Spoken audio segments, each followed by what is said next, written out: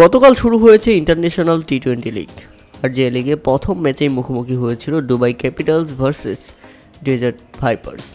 আর প্রথম ম্যাচেই দেখা গেল উত্তেজনার চরম মুহূর্ত। হ্যাঁ দর্শক, ক্যাপিটাল ইনিংসের চতুর্থ ওভারের ঘটনা ছিল সেটি। বলার ছিলেন স্যাম কারন, আর তার করা ডেলিভারিটি সোজাসুজি ব্যাট চালিয়েছিলেন আফগানিস্তানের গুলবাদিন নাইব।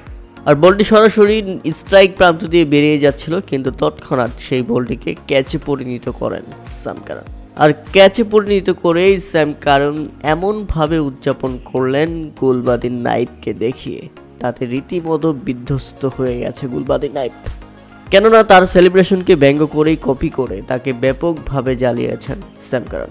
আর যে ব্যাপারটি ব্যাপকভাবে এনজয় করেছে ভক্ত সমর্থক থেকে শুরু করে ধারাভাষ্য কক্ষ পর্যন্ত।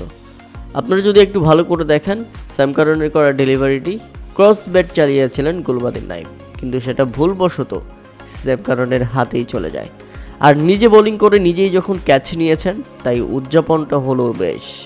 গুলবাদিন নাইবকে রীতিমতো লজ্জায় ফেলে দিলেন স্যাম কারন। তাতে মাথা নিচু করে তৎক্ষণাৎ প্যাভিলিয়নে চলে গেছেন গুলবাদিন নাইব। প্রিয় দর্শক, স্যাম কারনের এই উদযাপন, এইভাবে ব্যঙ্গ করে উদযাপন আপনারা কেমন উপভোগ করেছেন? তবে প্রথম ম্যাচেই স্যাম কারন এবং গুলবাদিন নাইবের এই উদযাপন ব্যাপকভাবে জমিয়ে তুলেছে ইন্টারন্যাশনাল টি-20 লিগ।